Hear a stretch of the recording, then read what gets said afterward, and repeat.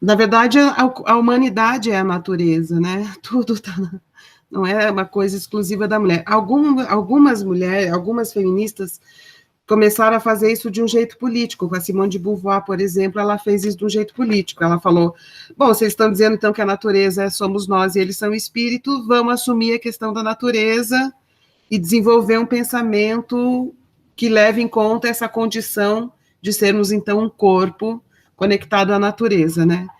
Uma pergunta, Fernanda. Na filosofia, desde Platão e Timeu e etc., tudo patriarcal. Isso já estava posto, essa analogia do espírito com o masculino e o quanto o espírito precisa, de alguma forma, organizar o corpo, né? Esse homem sentado no touro, né? É pré-platônico até, porque o Platão ele pensou dentro da cultura patriarcal, né? Ele era de uma família aristocrática e quando ele desenvolve o pensamento dele, ele é um homem do tempo dele, né? E que explica de alguma maneira, justifica algumas coisas do mundo dele. Gente, não é só o Platão, tá? Você pode pegar no século XIX, filósofo machista. Vou pegar hoje, mas fazendo justiça para o Platão, ele tem uma ideia de dialética que é menos autoritária do que a gente vê no fascismo, que usa o Platão como referência, por exemplo. Porque, como ele diz, o conhecimento, enquanto você é um corpo, o conhecimento não se esgota. Está sempre tendo um trânsito entre aquilo que os meus sentidos veem e a memória da verdade. Isso é contínuo, isso não acaba nunca. Isso é dialética para o Platão. Então, assim, ele é menos pior, ou seja, ele é mais aberto, mais entendendo o processo contínuo do conhecimento do que as pessoas da família de bem pelos bons costumes, porque esses sabem definitivamente qual é a verdade, né? E o pensamento fascista dá a resposta. E no platonismo tem uma mais humildade com relação a isso. Porque a alma nunca vai descobrir totalmente, enquanto você está no corpo. Sempre a dúvida é exatamente isso, né? Assim, se a gente já viveu alguma experiência que não seja organizada pelo patriarcado e de onde surgiu isso, né? De onde veio isso e, de alguma forma, como é que essa organização que a gente observa que não funciona mais e a gente consegue balançar isso, né? Consegue abrir brechas e como é que funciona isso? A teoria geral é a questão do controle da paternidade para a transmissão de propriedade. E o patriarcado, ele coincide com o sedentarismo e a acumulação. E propriedade privada. E propriedade. Então, ele instaura uma coisa que é o direito paterno. Tem uma coisa interessante, um pensamento interessante também, que, segundo essa linha de pensamento, ele se inaugura na escassez. E aí, essa matrícia, que é, digamos assim, mais da linha da abundância, ela enfraquece. Os povos habitantes aqui do litoral do Rio Grande do Norte, por exemplo, os cariris, era uma sociedade completamente matriarcal. A acumulação e controle da paternidade é o que caracteriza o patriarcado. Então, a disciplina sobre a mulher passa a ser propriedade, então, porque ela passa a ser a mãe dos filhos, né? Agora, aqui, bem como que a Rita está falando, é bem isso mesmo. Os Tupinambá, eles não eram patriarcais, eles, inclusive, tinham instituição de divórcio. Então, nós começamos a discutir instituição de divórcio muito tempo, possibilidade de um casal se separar, né? Eles já tinham instituído, viviam super bem, né? Casavam, se precisasse separar, separava. Só que eles mantinham ainda o controle da mulher casada. Então, se a mulher estava casada, ela não podia ter relações extraconjugais. Por quê? Para garantir a paternidade. Mas mesmo assim, ela não era propriedade. Ela tinha apenas que garantir de quem era a paternidade, né? Quando a gente critica o patriarcado, a gente não está dizendo que não quer mais que exista pai no mundo. Porque esse pensamento olavista, bolsolavista, essa coisa, eles têm dito isso, né? Que as feministas querem destruir a família, então não, essa conversa toda. E teve um período antes do patriarcado em que o pai existia sem que fosse o patriarca, né? Vamos lá. Nesse viés, as intempéries do corpo podem ser evitadas ou minimizadas pelo acesso a uma estabilidade universal e transcendental. Vale lembrar Aristóteles que, como homem de seu tempo, teimará em provar que a mulher não engendra por si mesma. A fêmea não possui a mesma alma que o macho. A alma cognitiva só se transmite através do macho. A estrutura básica do pensamento patriarcal entenderá que corpo, natureza e mulher devem ser vencidos, superados e dominados por mente, espírito e homem. Nessa estrutura, a comunicação tem uma característica persuasiva. O problema está sempre na substância, que a substância é o caos. Exato, e é feminina, vamos dizer assim. Vamos ver lá o que a Mila escreveu. Tanto que o batismo inicialmente era feito para liberar o espírito do útero impuro, porque a mulher era responsável pelo pecado. Fernanda, isso aparece em Freud também, né? E associando a sexualidade feminina, a sexualidade infantil, polimorfa, e dificuldade feminina de escolhas anaclíticas, né? Ele fala uma série de coisas nesse sentido, assim. E uma questão, acho que nos cabe aqui, eu acho que é interessante, que é a questão do desconforto que as mulheres têm com o próprio corpo, né? Como é ser mulher? Como é estar com o meu corpo, né? Nessa condição de ser uma mulher que é vigiada, que é controlada, que é toda hora fofocada, toda hora minimizada, isso, mulher passa por isso continuamente, né? E eu fico pensando, como a gente abrir mão, como balançar esse patriarcado, e se essa instabilidade é um momento de transição importante para que a gente viva uma outra realidade. O seu processo avaliativo, né? O nosso, ele já é capturado, porque ao considerar a instabilidade um desvalor da vida, né?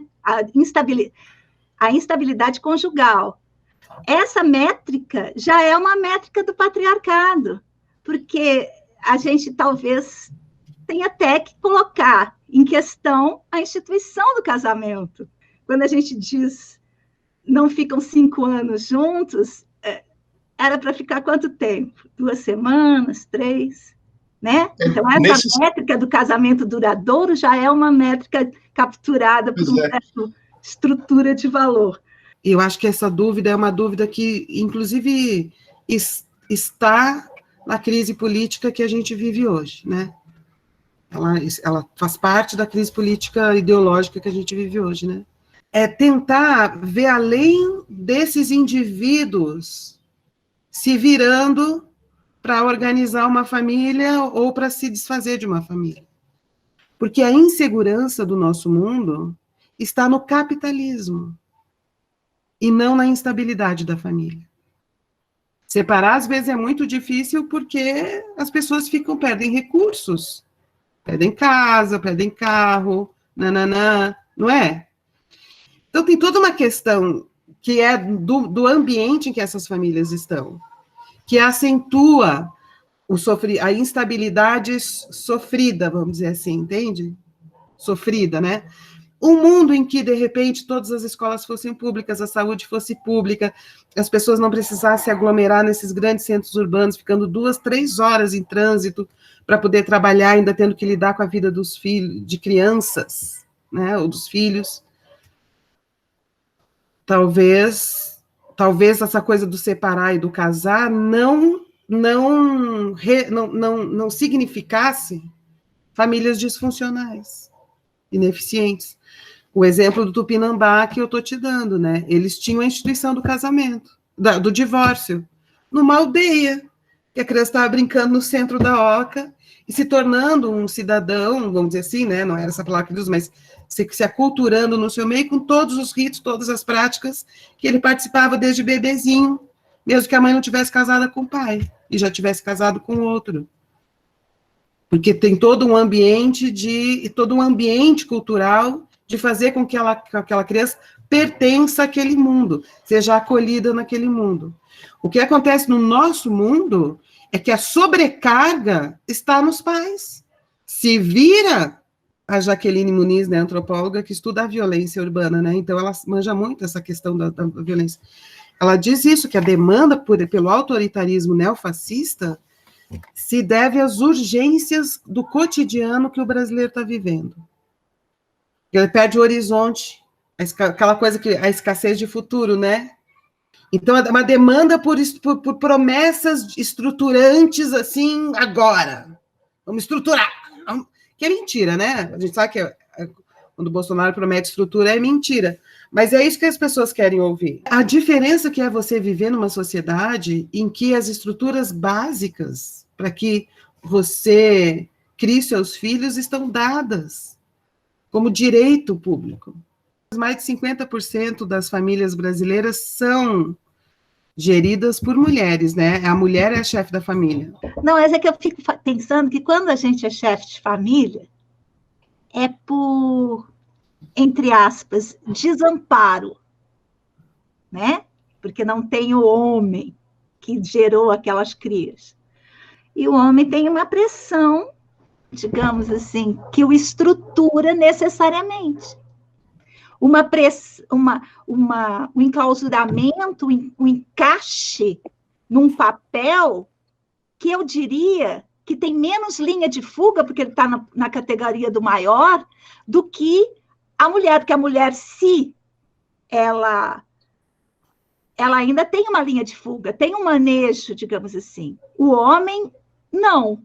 Mas agora, pós-pandemia, eu estou recebendo muitos homens absolutamente fragmentados, porque começam a perder renda, começam a perder status.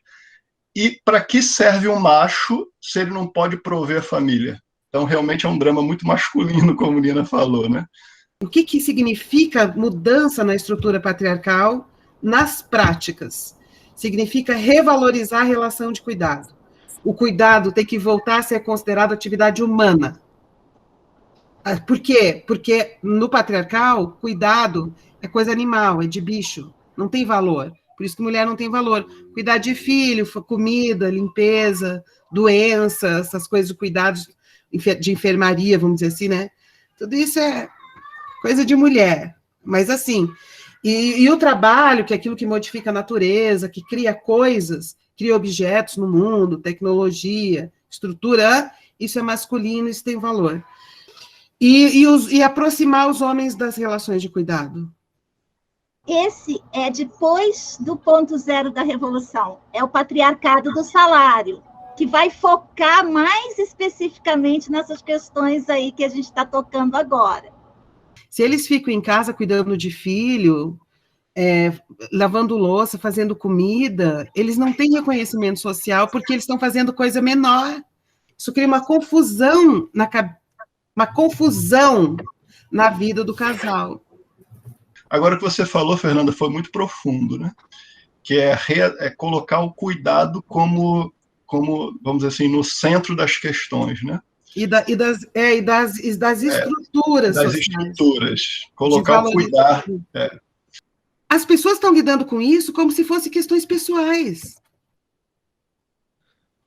E são questões de produção social, cultural, de subjetividade. O casalzinho ali está tretando, estão achando que é uma coisa assim, do indivíduo, mas estão sofrendo o seu mundo, a cabeça do seu mundo. Eu lembrei de uma música do Sai Guarabira agora. E parece que eu estou carregando os pecados do mundo. Então, esses casais estão carregando os pecados do mundo, se odiando, se cobrando, se destruindo, se frustrando, sofrendo, carregando os pecados do mundo. Aí eles vão procurar terapia. É uma grande responsabilidade nossa mesmo, porque a gente não está lidando só com as nossas vidas, a gente está lidando com as mudanças socioculturais que estão rolando. Então, vai pegar para todo mundo. E eu digo isso com muita autoridade sobre esse assunto, que foi o caso da mulher do pai. De uma coisa ali de mudanças mesmo, estruturais, de papéis, de conceito de família, de lugar que as pessoas devem ocupar, dos lugares que são atribuídos de fato na foto, né, e simbólico, e que isso transtornava todo mundo. Era um problema simbólico e um problema de organização mesmo. Qual é o seu lugar nessas relações? Deveres, direitos, essa coisa toda. Daí eu fiz A Mulher do Pai.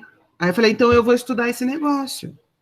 No desespero, porque não foi pesquisa de mestrado, nem de doutorado, não foi financiado, não foi nada. Foi na frente do computador, desesperada,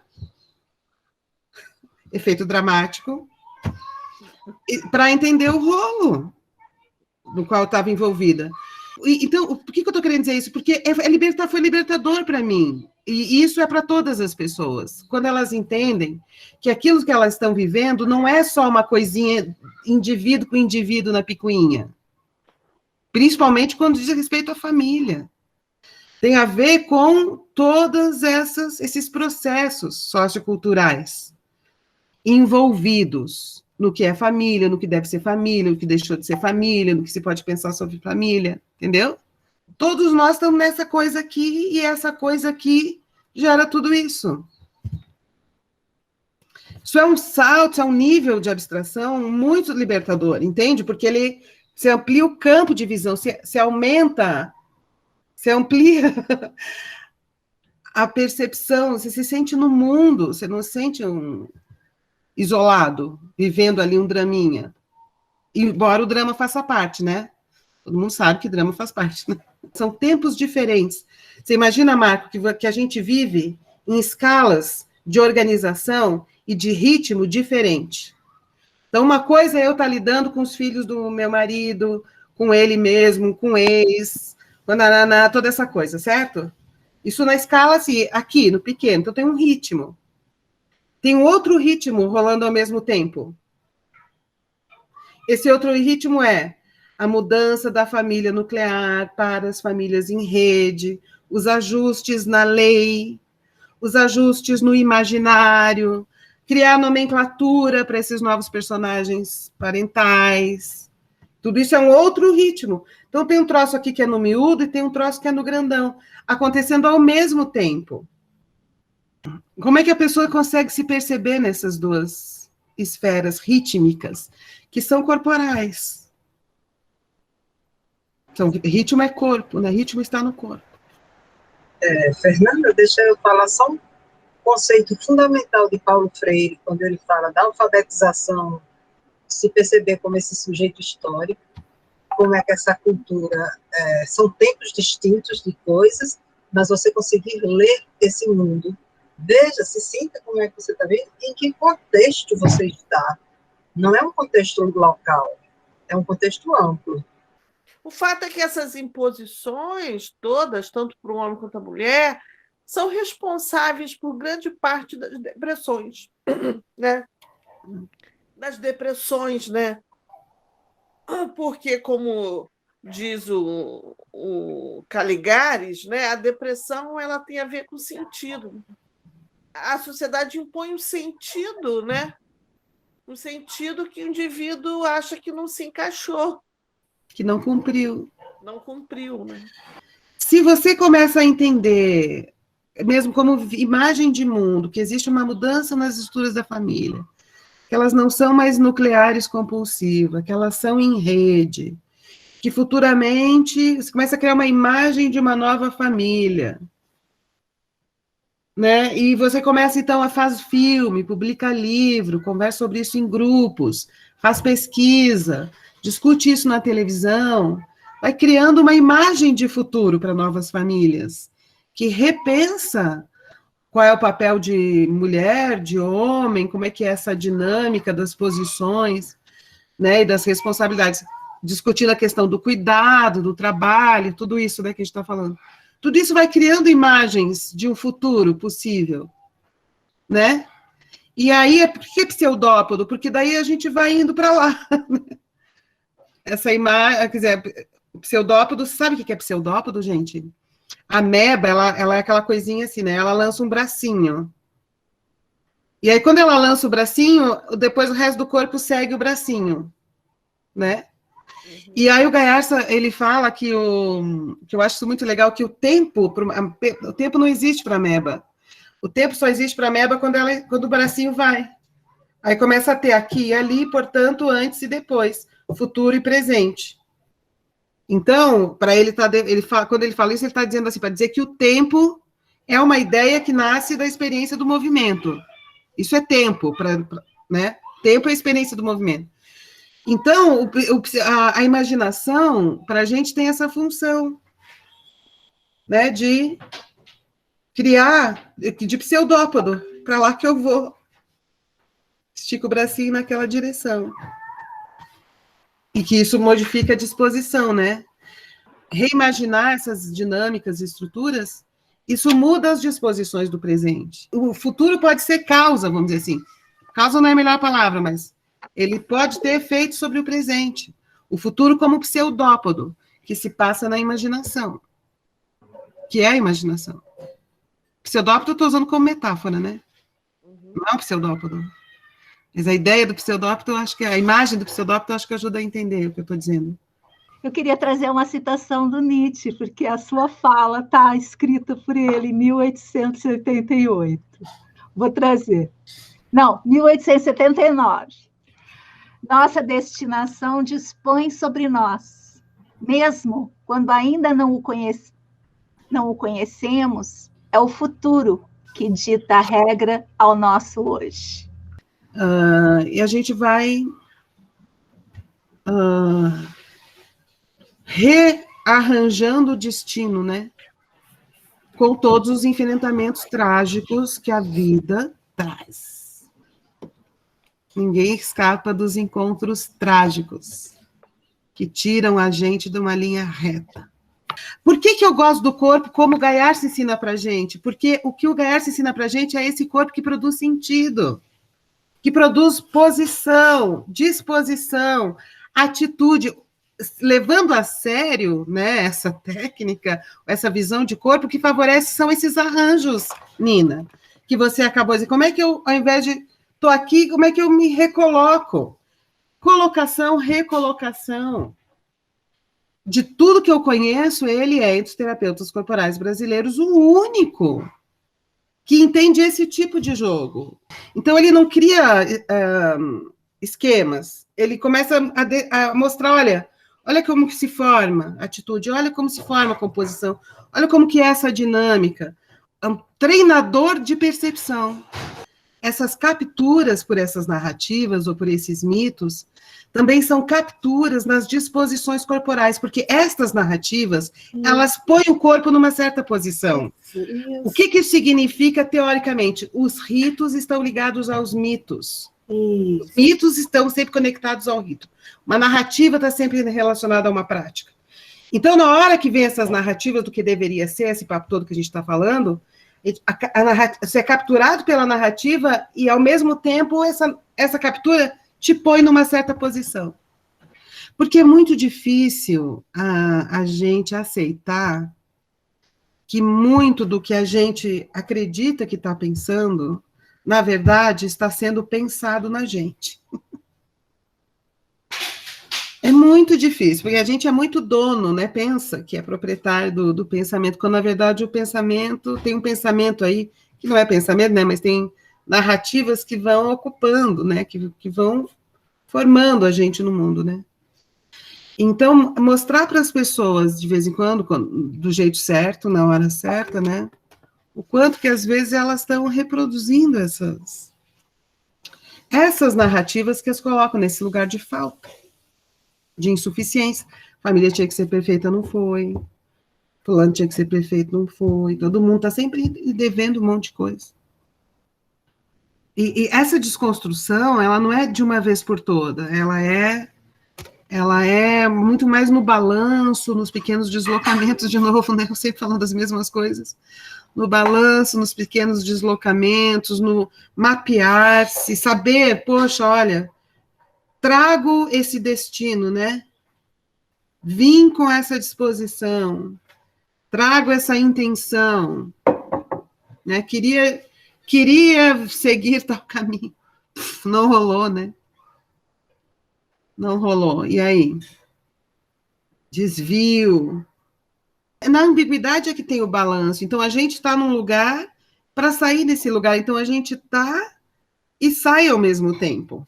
Então, vamos pegar movimento feminista, já que o assunto hoje é feminismo, né? Tá, me identifico, vivi isso, tudo isso encaixa em experiência de mulher nesse mundo. Ok, assumi, mulher. Então, me situei. Onde é que está a ambiguidade? Situo para sair. Me situo neste lugar para sair dele. Entende? Então, é ao mesmo tempo uma afirmação de uma coisa para fazer o contrário dela. Ou para fazer outra diferente. Então, a ambiguidade faz parte dessa experiência de identidade que nos situa. Criei as minhas disposições, as minhas atitudes, nisso aqui que eu conheço, nesse espaço próprio, que envolve outras pessoas, né? Para fazer um deslocamento, para ir um passo adiante, para outro espaço, para outra espacialidade, para um espaço próximo, para ir além da fronteira.